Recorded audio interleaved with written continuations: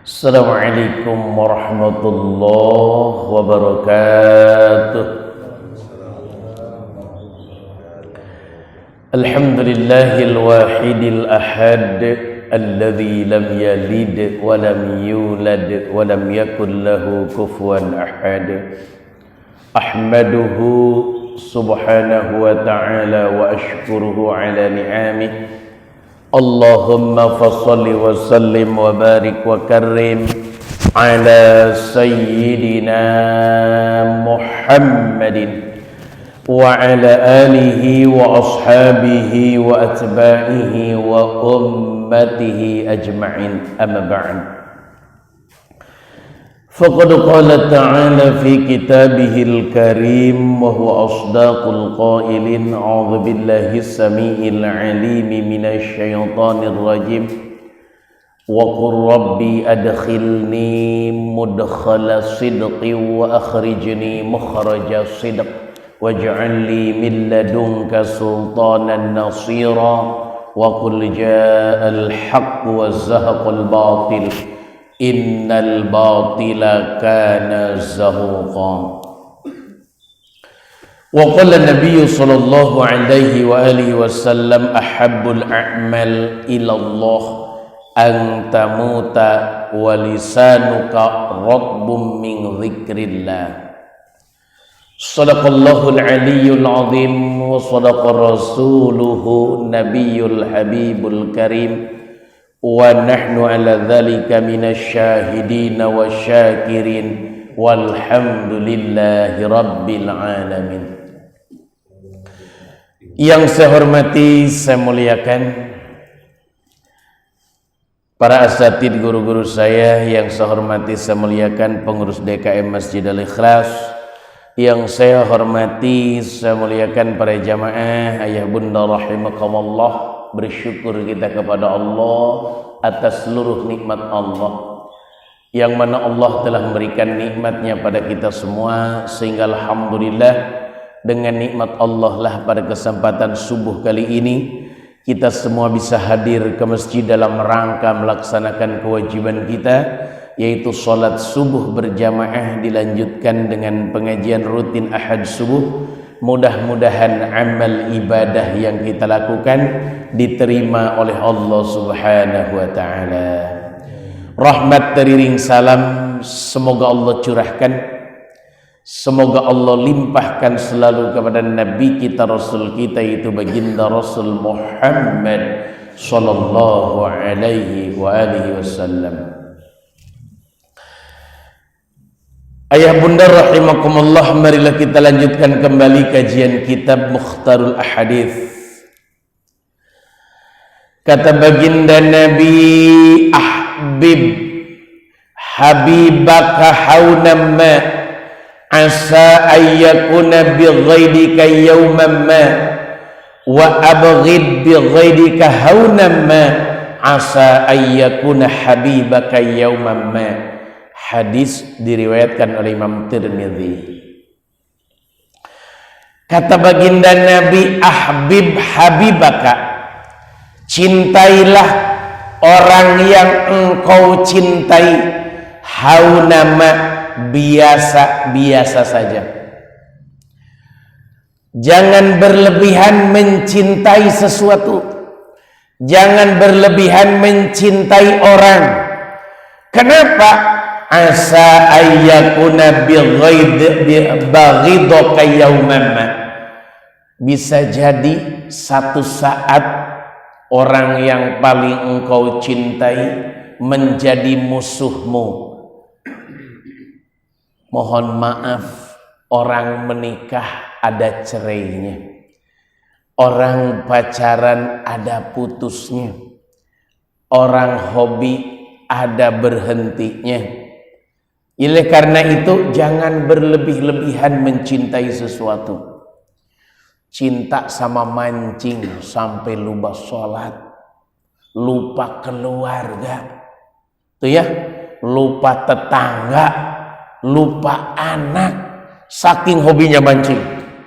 Hobi sepeda sampai lupa kesehatan, sampai lupa waktu saking hobinya bersepeda. Jangan berlebih-lebihan. Kenapa? Satu saat apa yang kita sukai bisa menjadi musuh kita. Dulu kita perokok berat, senang bener merokok. Satu saat merokok itu jadi musuh kita. Gitu ya. Jadi mohon maaf, jangan berlebih-lebihan. Jadi memang itulah kehidupan. Kalau lagi disukai, apapun yang dia ucapkan benar. Tapi kalau sudah dibenci, boro-boro kesalahan, kebenaran aja dianggap salah.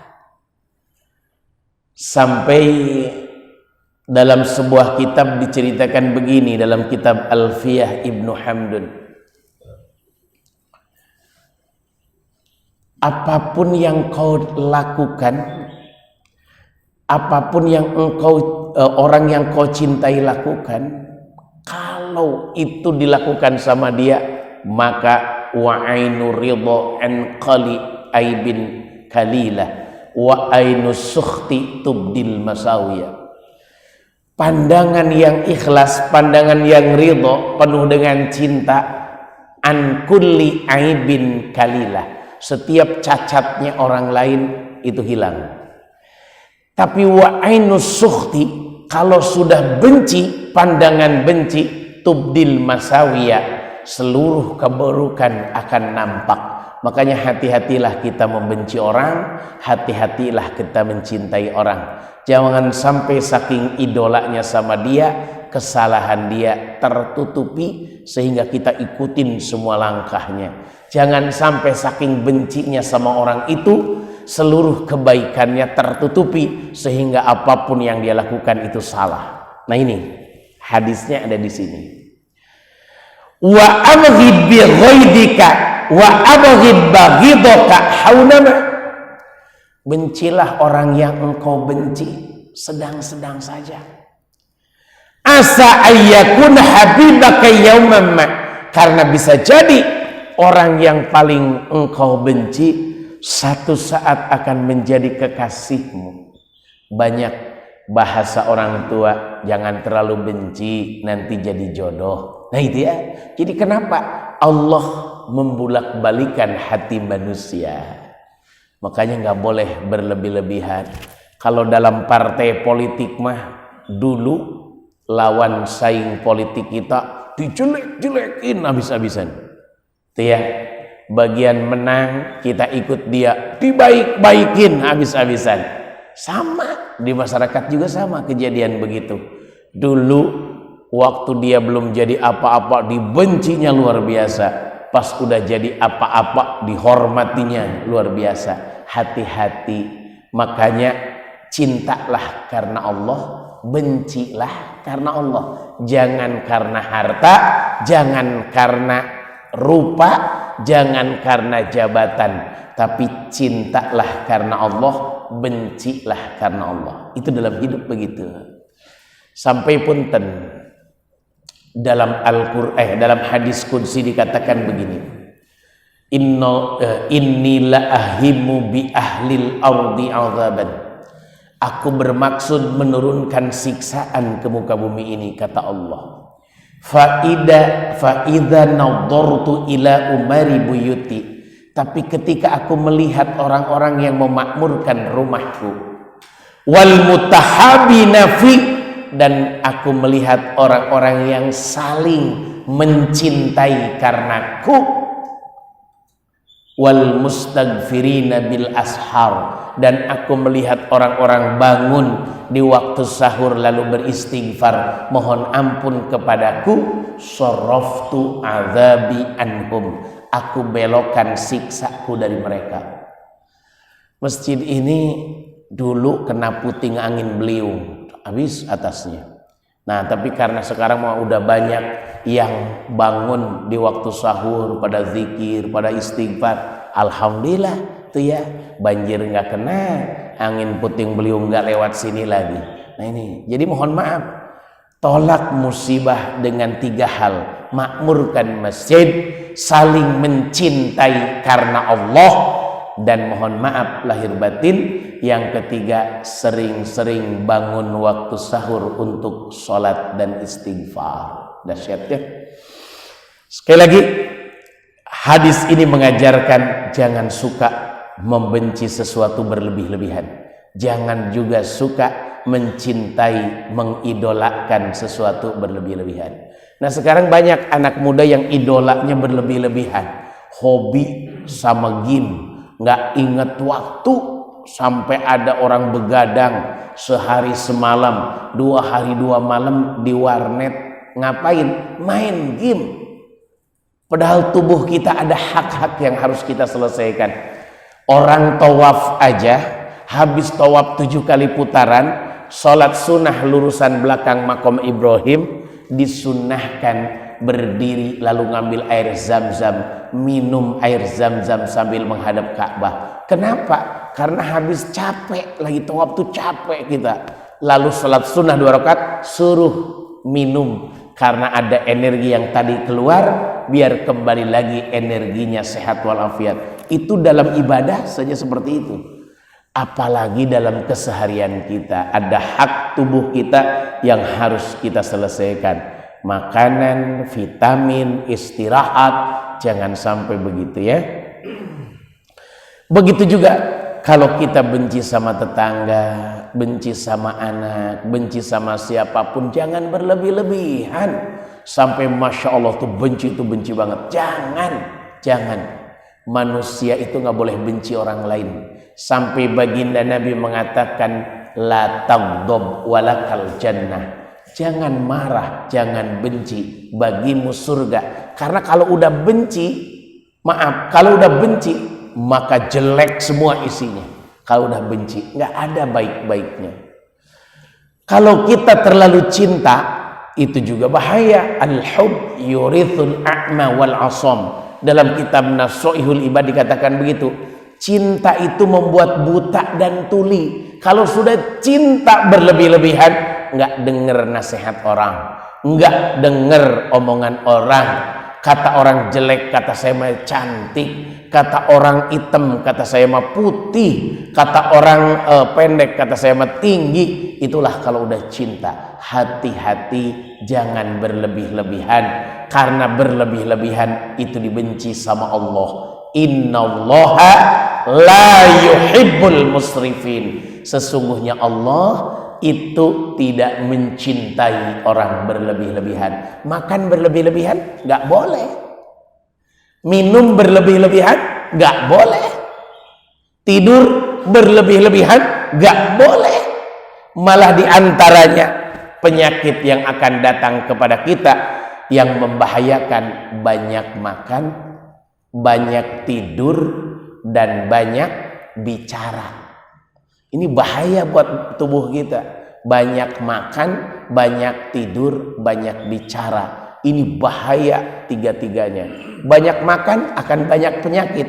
Karena kebanyakan penyakit datangnya dari pola makan yang salah. Banyak tidur, apalagi tidur habis subuh, Pak. Dilarang. Apalagi tidur habis maghrib, dilarang. Apalagi tidur habis asar, dilarang. 3 tidur yang dilarang, habis subuh, habis asar, dan habis maghrib. Siapa yang tidur habis subuh, dikhawatirkan kefakiran merajalela dan penyakit merajalela. Karena ketika habis subuh sampai waktu syuruk, disitulah manusia tidak boleh tidur. Karena ada vitamin yang Allah turunkan biar terserap dalam kondisi kita bangun. Yang kedua, kenapa habis asar tidak boleh tidur? Yurithul junun. Tidur habis asar mewariskan penyakit stres, gila, putus asa. Tuh ya, gak boleh tidur habis asar. Karena pergantian cuaca dari siang ke malam itu bawa racun. Gak boleh kita tidur di waktu itu. Siapa yang tidur habis asar, kepala pusing, kayak orang linglung, maka khawatir sering dilakukan akan timbul penyakit gila, junun bahasa Arabnya. Dan tidak boleh tidur habis maghrib sebelum sholat isya, dikhawatirkan imannya hilang karena dia menyepelekan sholat isya, mengutamakan tidur. Makanya ini penting dalam kehidupan kita ya. Itu hadis yang pertama. Hadis yang kedua, bismillahirrahmanirrahim.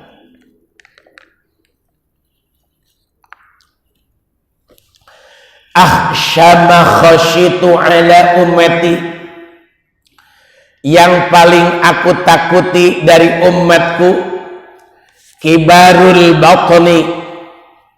Yang pertama, ahsyama khasyitu ala ummati, ada 4 yang paling aku takuti dari umatku, kata baginda Nabi. 4 perilaku ini aku khawatirkan terjadi kepada umatku.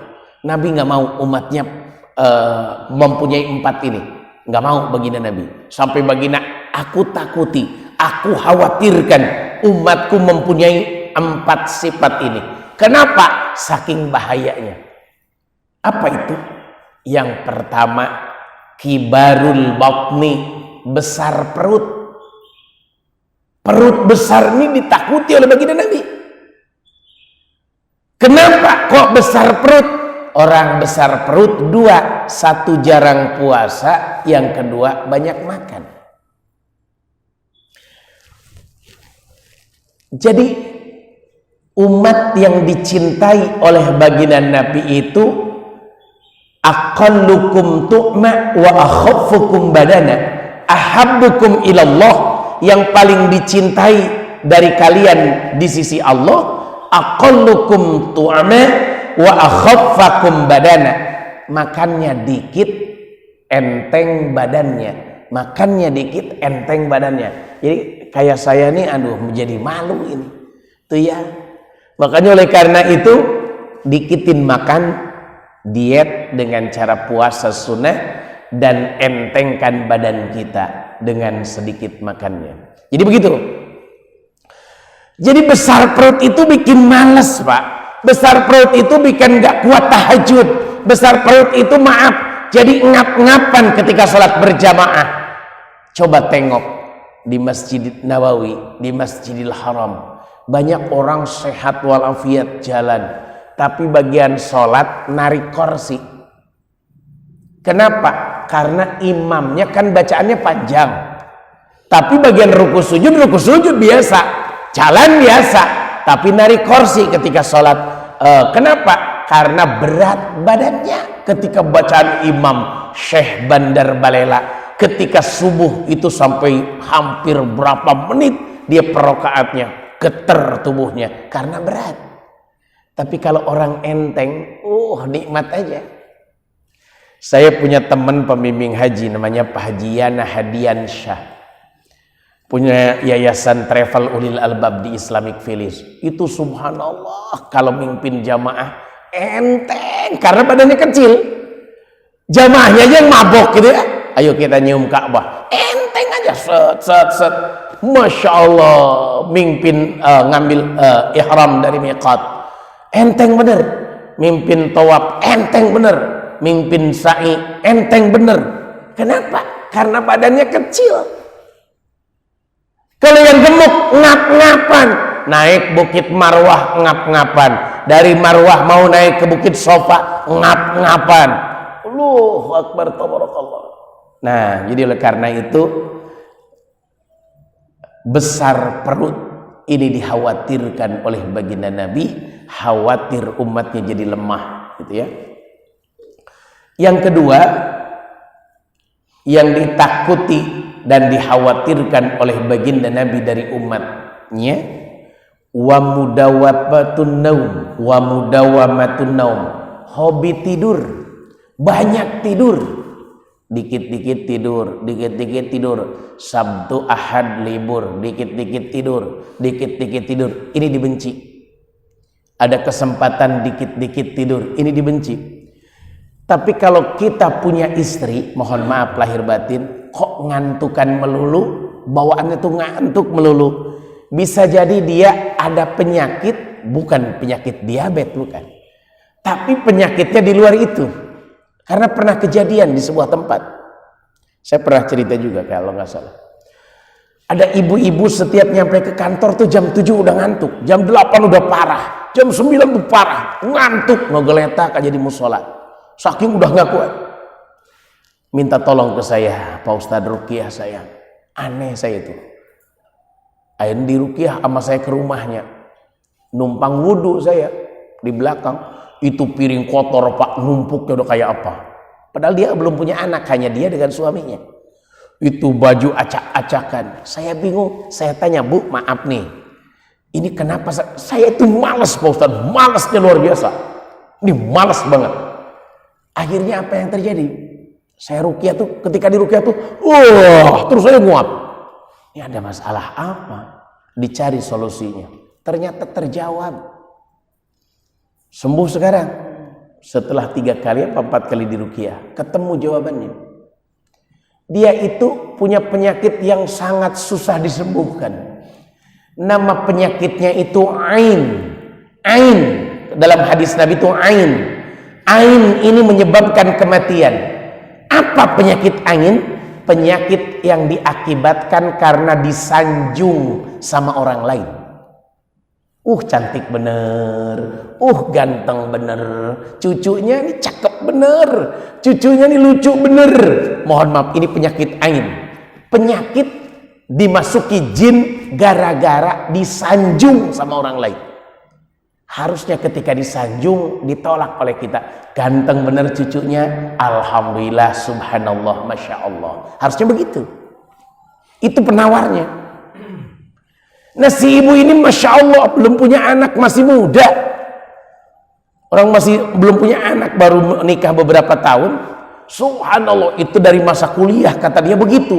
Jadi ngantuk aja pokoknya, lemes aja bawaan. Akhirnya ketemunya, subhanallah. Kita cari, saya tanya, siapa yang suka nyanjung mbak nih? Suka nyanjung ibu nih siapa? Kata dia, ibu tiri saya. Dia punya ibu tirinya itu selalu nyanjung, Neng mah cantik, Neng mah cantik banget gitu ya. Ya udah, emang ibunya udah kemana? Udah ninggal ibu saya Pak Ustadz. Jadi sekarang yang ada ibu tiri, dia selalu nyanjung saya sampai sekarang. Neng mah cantik sampai sekarang.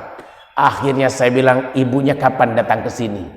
Pak Ustadz sebentar lagi, mungkin minggu besok dia datang. Nanti pas wudhu, tolong air bekas wudhunya jangan kemana-mana, taruhin ember atau baskom di bawahnya, biarkan dia wudhu, air bekas wudhunya jatuh ke baskom itu. Alhamdulillah atas izin Allah. Jadi pas wudhu ditandain, maaf ibu, air wudhunya mau ditandain ya, mau saya pakai mandi katanya. Akhirnya betul dipakai mandi, bekas air wudhunya sembuh, sehat walafiat sekarang, sehat walafiat. Itulah yang disebut dengan ain. Makanya kenapa nggak boleh majang foto cucu di status WA, moto foto anak di status WA. Khawatir disanjung sama orang yang nyanjungnya kita nggak tahu. Itu tiba-tiba anak kita sakit keras. Nah itu namanya ain. Kata hadis Nabi, ain itu saking bahayanya menyebabkan kematian. Itu ain. Jadi jangan suka seneng istri kita dipajang di WA, kelihatan orang, itu lebih bahaya lagi, lebih dosa kita. Anak perempuan kita fotonya dipajang di WA, di TikTok, di apalah, nggak tahu namanya. Nah itu jangan bangga, karena itu ada penyakit yang bahaya, namanya penyakit ain. Itu yang nggak boleh ya. Baik, jadi wa mudawwamatun naum, yang ditakuti oleh baginda Nabi dari umatnya yang kedua, banyak hobi tidur. Hindari Pak. Malah orang-orang soleh, ciri orang soleh, calon penghuni surganya Allah, wa qalilam ma yahjaun, mereka sedikit tidurnya, banyak ibadahnya. Cepat-cepat bangun di tengah malam, mereka pengen tahajud, cepat-cepat tidur setelah sholat isya, khawatir tahajud ketinggalan. Mereka di malam hari menghadap sama Allah, mengeluh sama Allah, memohon ampun sama Allah, meminta sama Allah. Karena kalau banyak orang nggak khusyuk, tapi kalau sendirian khusyuk. Kalau siang hari ramai, kalau malam hari hanya kita dengan Allah. Nikmat ya. Yang ketiga yang ditakuti oleh baginda Nabi dari umatnya, wal kasalu, Males. Kenapa Pak nggak ke masjid? Malas.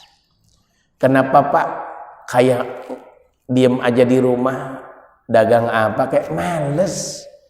Nggak kerja Pak, males. Mah, kenapa Mama nggak masak? Lagi males. Kenapa itu baju kotor numpuk? Males. Males ini penyakit yang dikhawatirkan oleh baginda Nabi. Sampai baginda Nabi berdoa dalam sebuah doa yang diajarkan kepada kita. Allahumma inni a'udzubika minal ajzi wal kasal. Ya Allah, aku berlindung kepadamu dari lemah dan malas. Karena malas ini membuat kita nggak punya amal soleh. Malas ini membuat kita tidak punya tabungan di akhirat. Malas membuat kita susah di dunia. Malas bikin kita banyak penyakit. Itulah malas. Hati-hati dengan malas ini. Itu ya, sekarang malas berjamaah ke masjid. Nyesel di akhirat Pak. Malas baca Quran, nyesel di akhirat. Malas ibadah, nyesel di akhirat. Itu ya.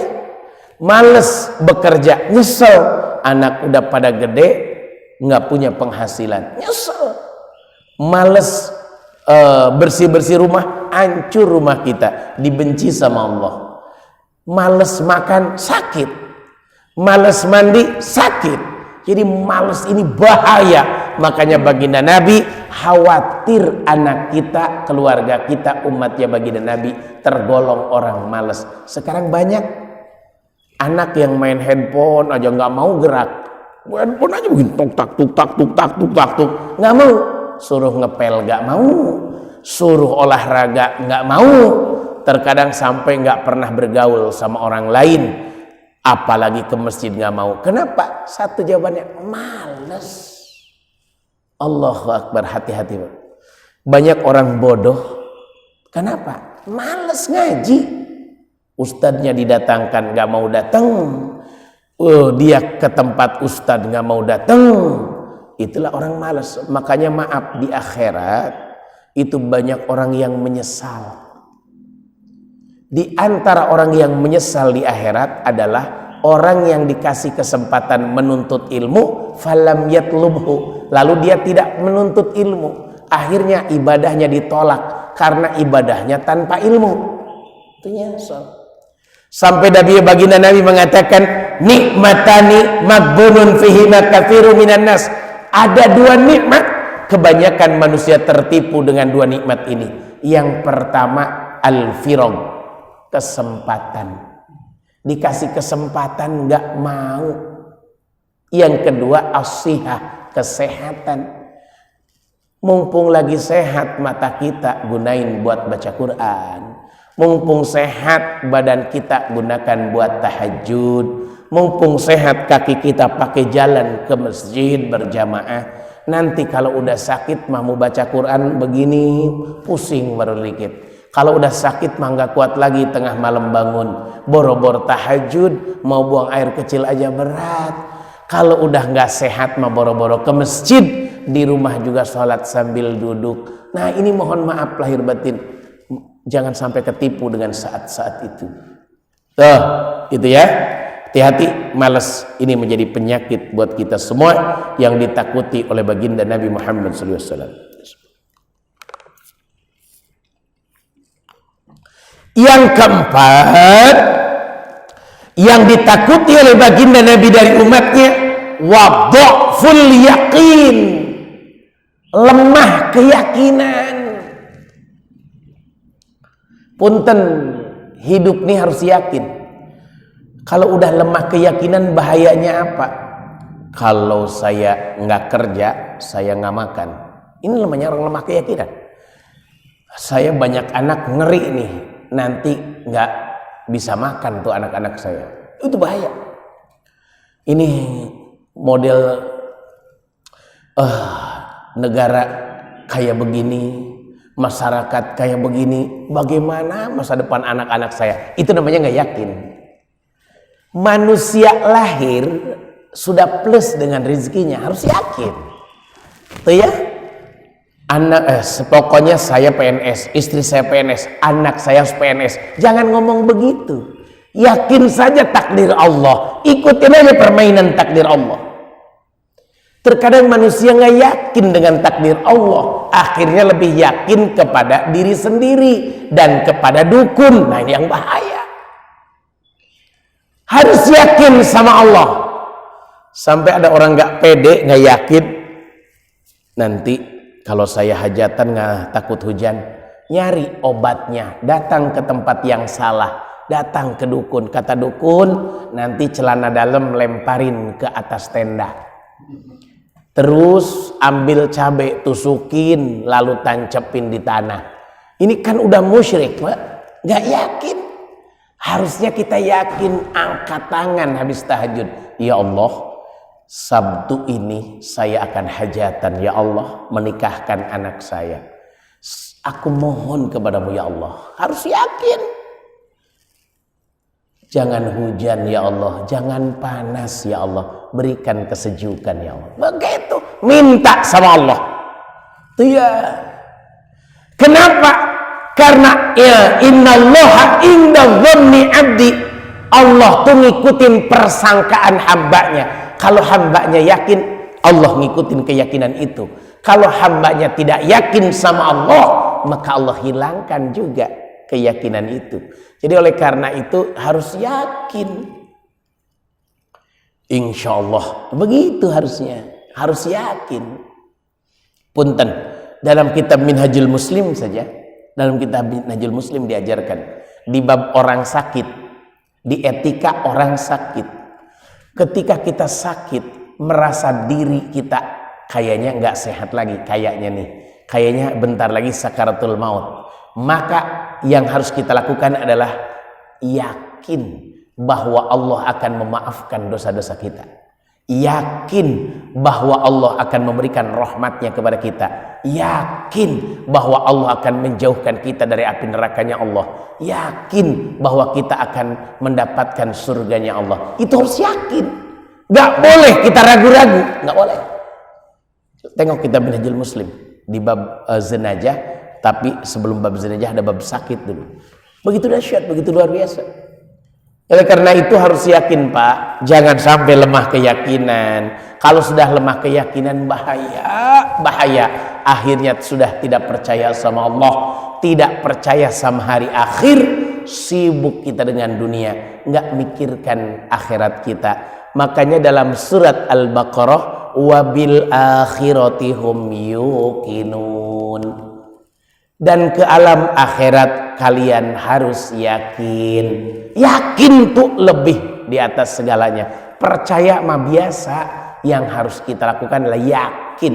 Yakin bahwa akhirat itu ada. Kalau yakin akhirat ada, insya Allah kita akan beramal soleh, meninggalkan amal salah. Kita akan berbuat baik, meninggalkan perbuatan buruk.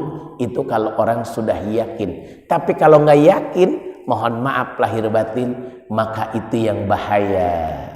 Nanti akan terjadi, lah ngapain ibadah? Orang yang udah meninggal juga nggak pernah balik lagi ke dunia.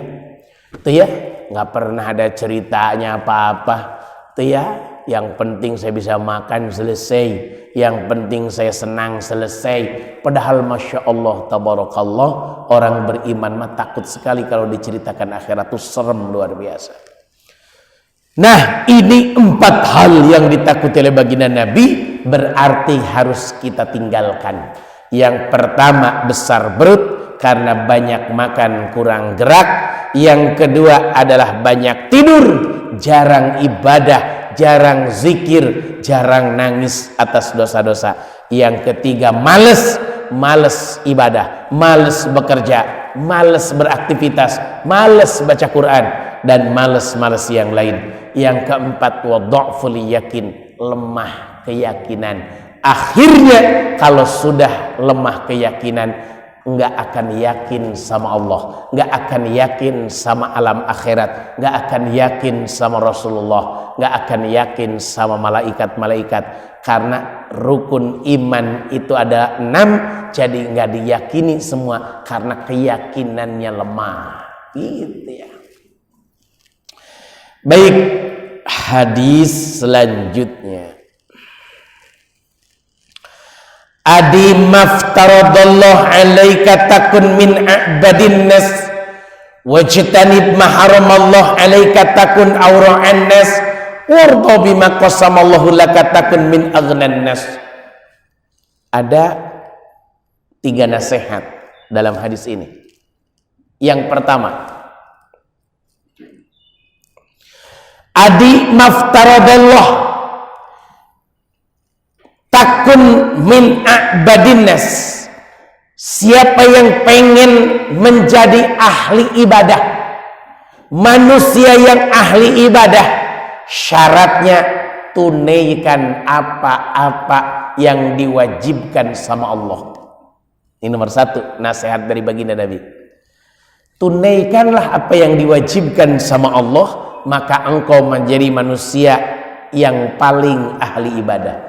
Jadi gampang, ciri ahli ibadah mah orang yang menjalankan perintah Allah. Kata Allah salat, salat. Kata Allah zakat, zakat. Kata Allah sedekah, sedekah. Kata Allah puasa, puasa. Kata Allah tutup aurat, tutup aurat. Kata Allah jaga keluarga dari berbuat maksiat, dari api nerakanya Allah dijaga keluarga kita. Kata Allah berhijrah, pindah. Kata Allah haji, haji. Kata Allah kalian tidak boleh menyepelekan orang miskin disayang. Kata Allah harus menyayangi anak yatim dilindungi. Mohon maaf lahir batin, apa yang Allah suruh kita lakukan, itulah ahli ibadah. Jadi gampang cirinya. Yang tahu siapa? Kita sendiri. Terkadang ada yang tega, Pak. Lagi rapat begini, lagi rapat di sebuah ruangan. Bapak-bapak yang saya hormati, kita akan bahas hari ini tentang ini, cerita tentang ini, tentang kedengaran suara azan. Allahu Akbar, Allahu Akbar. Terus aja rapat. Nah, ini orang yang bukan ahli ibadah. Orang ahli ibadah, maaf bapak-bapak, sudah kedengaran suara azan, mari kita ke masjid semua. Itu baru ahli ibadah. Nanti kita lanjutkan lagi rapatnya. Kalau orang melanjutkan rapat, pertanda dia bukan ahli ibadah. Ahli ibadah dia akan lari menuju panggilan Allah. Rapat nggak ada apa-apanya dibandingkan sholat di awal waktu. Nggak ada apa-apanya. Pak Ustadz kan masih ada nanti juga sholat kan bisa. Tapi Nabi mengatakan amal yang paling utama as-sholatu ala waktiha. Sholat tepat di awal waktunya amal yang paling utama. Tidak ada panggilan yang kita tunggu kecuali panggilan sholat, panggilan haji, dan panggilan kematian. Ngapain? Nanti rapat kita lanjutkan. Begitu. Terkadang ada yang begitu, lanjut aja, bablas aja. Gak ada apa-apa dunia ini dengan sholat. Gak ada apa-apanya. Nah ini, ahli ibadah, dia akan datang menghadap Allah ketika dipanggil. Begitu. Yang kedua, wajtanib ma haramallahu alaik takun awra'an nas. Orang yang paling hati-hati dan terjaga dari dosa adalah orang yang menjauhkan diri dari apa-apa yang diharamkan sama Allah. Apa yang diharamkan sama Allah? Banyak. Berzina, minum minuman keras, berjudi, menyekutukan Allah, menyakiti orang tua, ninggalin sholat. Itu banyak. Ya, banyak banget yang diharamkan sama Allah. Nah, siapa yang pengen menjadi orang yang paling waro, paling apik di hadapan Allah, paling jauh dari dosa di hadapan Allah? Orang yang selalu meninggalkan dosa-dosa. Terkadang orang yang terjaga dari dosa mah baru ngelihat organ tunggal aja matanya langsung nunduk. Ya Allah, gitu. Kita ke undangan, ternyata ada organ tunggal, langsung memalingkan, Pak. Ya Allah, gitu. Jangan dipelototin. Oh, betah nih. Ini kan baik. Itu orang ahli ibadah. Gak enak, gak nyaman dengan yang menurut dia ini haram. Gitu. Sampai kalau kita belanja saja nggak boleh belanja jajan di tempat yang di tempat itu dijual minuman keras. Itu nggak boleh. Sampai-sampai Kita di acara pesta, kalau di pesta itu dihidangkan minuman keras, jangan pernah datang ke tempat itu. Dihidangkan tontonan-tontonan yang haram, maka jangan pernah hadir ke tempat itu. Itu namanya orang yang terjaga dari maksiat. Dia hindari dari apa yang diharamkan sama Allah. Orang yang hati-hati mah Pak, jajannya juga beda. Jajannya aja beda. Beli dulu baru dimakan, bayar dulu baru dimakan. Kalau kita kan terkadang makan dulu baru dibayar. Orang hati-hati mah bayar dulu baru makan. Saya beli nasi padang, lalu saya makan. Udah, tolong saya nasi pakai tunjang, pakai ini, pakai ini. Akhirnya dibawain, dimakan sama kita. Itu yang dimakan nasi siapa? Kan belum ada akad jual beli. Yang dimakan nih nasi siapa? Berarti nasi si udah, bukan nasi kita. Makanya sebenarnya ajaran agama kita mengajarkan bayar dulu baru makan. Karena kalau sudah dibayar, itu milik kita. Mau kita makan boleh, mau kita kasih kucing juga nggak masalah. Tapi kalau kita lagi makan ada kucing lewat kita kasih, itu nggak boleh. Karena mohon maaf itu bukan punya kita. Sempat kejadian di satu tempat lagi makan meninggal dunia. Nah, belum dibayar. Udah ketelan meninggal dunia. Bagaimana? Berarti ada hutang di situ. Jadi oleh karena itu hati-hatilah. Orang waro selalu meninggalkan apa yang diharamkan sama Allah.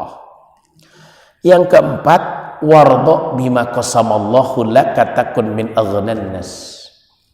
Manusia yang paling kaya adalah manusia yang selalu ridho dengan apa yang diberikan oleh Allah.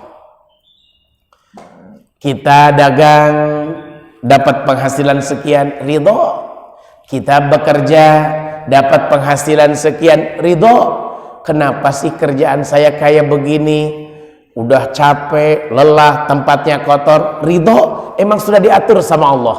Ya Allah, perasaan saya ganteng, kenapa istri saya jelek? Bener, ya itu bagian dari Allah, harus ridho kita. Emang itu jodoh kita. Ya Allah, saya udah berusaha kemana-mana, sudah berobat kemana-mana, tapi saya kenapa nggak punya keturunan? Harus ridho. Ya Allah, saya kenapa sih semua anak saya sakit semua? Harus ridho. Padahal saya udah jaga kesehatannya, pola makannya. Nah itu namanya ridho dari apa yang dibagi sama Allah. Allah ini sudah ngatur kita Pak. Cocoknya di mana? Orang yang dikasih sepeda doang, nggak dikasih motor sama mobil, harus ridho. Karena Allah tahu bahwa kemampuan kita emang di sepeda. Orang yang dikasih motor, nggak dikasih mobil, itu harus ridho kemana-mana naik motor. Karena emang itu takdir dari Allah. Ternyata Allah berikan kesempatan kita punya kendaraan, nggak apa-apa. Harus ridho dengan apa? Nggak punya, ridho. Kenapa? Karena maaf, ridho dengan takdir Allah, orang yang paling kaya. Sampai ada istilah laisal ghina an kasratil arad walakinal gina nafsi. Kaya itu bukan karena banyak harta Pak, tapi kaya itu adalah kaya hati. Kaya itu hati kita merasa cukup dari pemberian Allah Subhanahu wa taala. Alhamdulillah ya Allah bisa tinggal di Geraha Teluk Jakarta. Alhamdulillah ya Allah saya hari ini masih ada penghasilan. Orang lain mah udah nggak pada kerja. Alhamdulillah ya Allah walaupun saya nggak kerja tapi istri saya masih kerja. Alhamdulillah ya Allah walaupun saya nggak kerja, istri saya nggak kerja, anak-anak saya pada kerja. Jadi mohon maaf selalu begitu. Anak nggak kerja, istri nggak kerja, suami nggak kerja, tapi alhamdulillah Allah masih berikan rezeki. Terus saja kita bersyukur sama Allah karena maaf sehebat apapun manusia berusaha, ujung-ujungnya Allah yang menentukan. Al-insan bitafkir wallah bitakdir. Manusianya punya rencana, Allah lah yang menentukan. Jangan kaget Pak, ada warung makan jauh kemana-mana tapi rame pembelinya. Jangan kaget, buka restoran di tempat rame, sepi nggak ada pembelinya. Jangan kaget, jangan suka suudon, pasti ditaruhin tanah kuburan. Bukan, tapi karena takdir Allah sudah menentukan begitu. Itu kalau kita dari dari Madinah mau ke Mekah, diajak mampir sama bis di tukang bakso. Itu tukang bakso di tengah gurun pasir, jauh kemana-mana, tapi pembelinya begitu luar biasa, rebutan yang beli. Padahal tuh jauh kemana-mana, nggak ada kampung, nggak ada gurun pasir belakangnya. Kalau kita ke belakang ke toilet, itu gurun pasir, anginnya kenceng bener, karena nggak ada rumah satupun. Tapi lakunya luar biasa. Karena apa? Allah takdirkan. Nggak mungkin Pak, Mekah sepi itu nggak mungkin. Ternyata Allah buktikan 2020-2021 kosong, toko tutup semua, restoran tutup semua, yang penghasilannya per hari miliaran, nggak ada, gigit jari semua. Nah itu ternyata bukan hal yang tidak mungkin. Oleh karena itu mohon maaf, kita harus ridho dengan apa yang Allah kasih. Saya capek nih tiap hari pakai masker, ya pakai aja. Harus ridho, memang saatnya make, nanti juga ada saatnya kita tidak pakai, gitu ya. Saya tuh repot dengan urusan-urusan begini. Ya memang ada saatnya Pak kita capek. Kalau kita perpanjang mobil ganti 5 tahunan, itu digesek, mobil kita nunggunya lama, antrinya lama, belum dari petugas ini, padahal nggak ada biaya apa-apa dipinta, Pak buat geseknya 25.000. Kalau buat saya terserah ngasih berapa. Padahal nggak ada aturan itu. Ya udah, kasih aja ridho. Sampai ke depan ada lagi pungli minta ini. Ya udah, mau diapain? Ridho saja udah. Nunggunya lama, ridho saja. Kenapa? Tidak ada orang yang menzolimi kita kecuali balasan dari Allah juga yang tidak enakan buat dia. Jangan pernah ngambil uang haram walaupun sepeser pun, karena itu yang akan menjadi penyakit yang bahaya buat kita. Cari yang halal-halal saja. Malah kita doa sama Allah, ya Allah, jangan kau berikan rizki yang haram mampir ke badan kami, ke rumah kami, ke anak-anak dan keluarga kami. Berikan kami rizki yang halal, berkah banyak buat bekal ibadah. Jadi minta kita malah sama Allah, jangan sampai ada rizki yang haram mampir ke tubuh kita. Begitu, tuh ya, harus berdoa begitu. Jangan sampai kita minta, ya Allah berikan aku rizki yang banyak. Gak peduli haram ke halal. Karena yang haram itu walladzi khabutha la yakhruju ila nakida. Sesuatu yang buruk akan menimbulkan buruk. Jadi kalau banyak penyakit, tengok apa yang kita makan. Jangan-jangan ada yang haram nempel di tubuh kita. Begitu, gitu ya. Ridho dengan apa yang Allah kasih, maka termasuk min aghnan nas. Saya Pak Ustadz perasaan udah baik sama istri. Kenapa istri saya gugat cerai? Udah, serahkan sama Allah. Mau diapain lagi? Serahkan sama Allah. Terkadang begitu. Ketemu orang yang begitu mengeluh, serahkan. Mungkin Allah sudah bagi seperti ini. Saya ini Pak Ustadz udah dandan cantik depan suami, udah baik sama suami, tapi kenapa suami saya menceraikan saya? Saya bilang, ibu percaya Allah akan berikan takdir baik buat ibu. Mohon maaf, semua harus kita nikmatin. Anak yang kita banggakan, anak yang lagi lucu-lucunya diambil sama Allah, diwafatkan sama Allah dengan cepat. Ya harus sabar. Memang itu takdirnya. Jangan suka buruk sangka kemanapun. Maaf, ada orang, Pak Ustadz, anak saya kayaknya disihir sama orang deh. Masa dia sakit sehari besoknya langsung meninggal? Maaf, tidak ada orang yang mati karena ilmu sihir, nggak ada. Orang meninggal dunia itu karena memang ajalnya sudah habis, waktu di dunianya sudah habis. Bukan karena apapun. Disihir itu sebab, kecelakaan itu sebab, sakit itu sebab. Tapi hakikatnya memang ajalnya sudah nyampe di situ. Itu ya, subhanallah, tabarakallah. Baik, itu nasihat yang terakhir. Jadi tunaikan apa yang Allah wajibkan, maka kita jadi ahli ibadah. Jauhi apa yang diharamkan, maka kita menjadi orang yang terjaga dari maksiat. Ridho dengan apa yang Allah bagi kepada kita, dari segala hal apapun, maka kita menjadi orang kaya. 3 hal ini coba amalkan dalam kehidupan kita sehari-hari.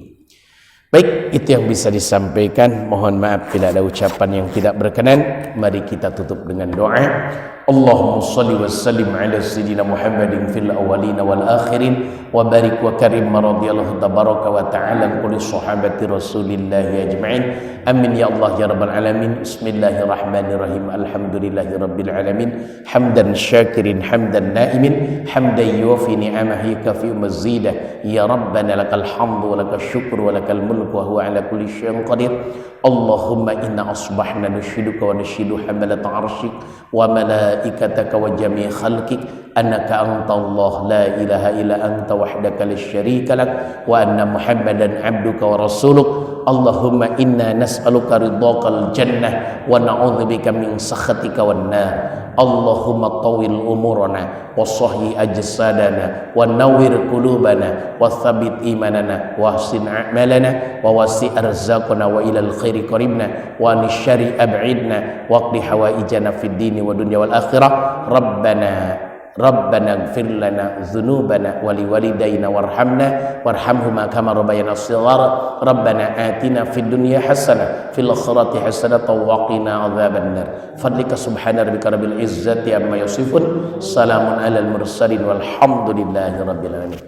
Maafkan apabila ada ucapan yang tidak berkenan. Yang benar itu dari Allah, yang salahnya kebodohan pribadi. Saya mohon ampun kepada Allah. Subhanakallahumma bihamdika asyhadu an la ilaha illa anta astaghfiruka wa atubu ilaik. Billahi taufiq wal hidayah wal afwa minkum. Assalamualaikum warahmatullahi wabarakatuh.